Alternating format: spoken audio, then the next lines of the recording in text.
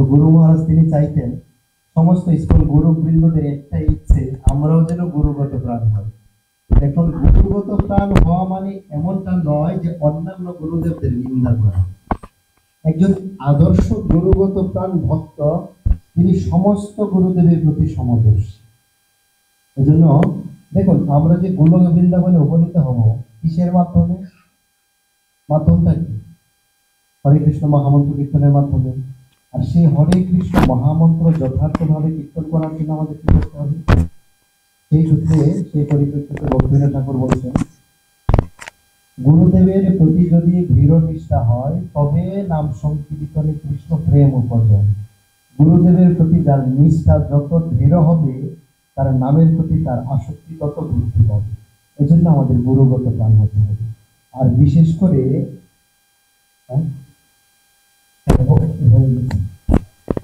গুরু মহারাজ সবসময় তিনি জোর দিতেন আমরা যেন প্রভুপাদকে কেন্দ্র করে সবকিছু করি। মানে এই কথাটা না বললেই নয়। এক সময় কোন একজন ভক্তকে গুরু মহারাজের ইচ্ছে ছিল অন্য কোনো মন্দিরে ওনাকে দায়িত্ব দেওয়া হবে সেবা করার জন্য। কিন্তু অন্যান্য ভক্তরা গুরু মহারাজকে এসে বারবার বলছেন, গুরু মহারাজ এই ভক্তকে আমাদের মন্দিরে রেখে দিল গুরু মহারাজ, কারণ এই মন্দিরে তার অনেক অবদান।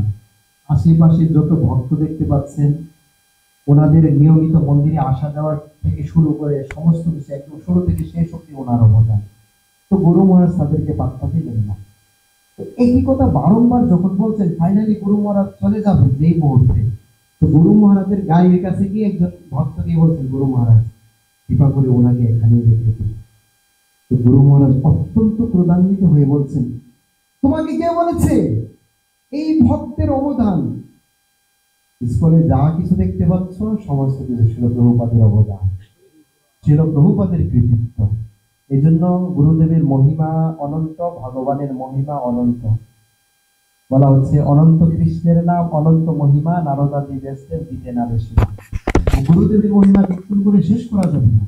কেননা গুরুদেব বৈষ্ণবদের মধ্যে এবং ভগবানের মধ্যে একটা প্রতিযোগিতা করে। আপনারা জানেন বৈষ্ণবদের বা গুরুবর্গদের ইচ্ছে ভগবানের যশ বৃদ্ধি করা, হ্যাঁ কিনা?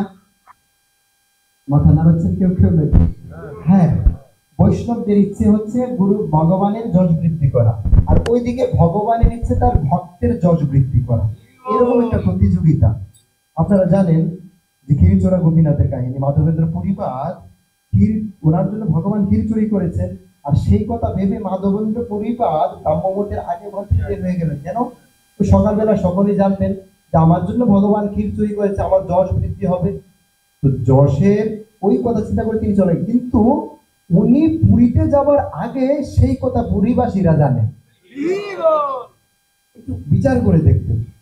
এমন আরেকটি কাহিনী ছিল, প্রভুপাদ আপনার পালকিতে করে মায়াপুর ভ্রমণ করছিলেন। একদম শেষ মুহূর্তে শিল প্রভুপাদ যখন দেহ ত্যাগ করবে তার কিছুদিন পূর্বে শিল প্রভুপাদ লক্ষ্য করলেন কিছু গুরুকুলের সেই ভক্তরা ওনারা কীর্তন করছেন। শিল প্রভুপাদ জিজ্ঞেস করলেন, আচ্ছা কীর্তন করছে? তো যারা পালকি বহন করছিলেন, ওনার পালকি বাহক, তারা বলছেন প্রভুপাদ ওনারা কীর্তন করছেন। তো পরবর্তীতে আবার পুনরায় যখন একই পথ দিয়ে আসবেন, আসার সময় প্রভুপাদ বলছেন কীর্তন করছেন, আচ্ছা আসলে এক্স্যাক্টলি কি কীর্তন করছেন?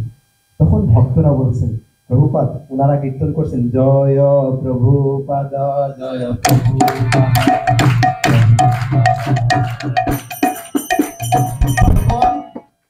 প্রভুপাদ বললেন, দেখুন প্রভুপাদের শেষ মুহূর্তে উনি শয্যা প্রায়,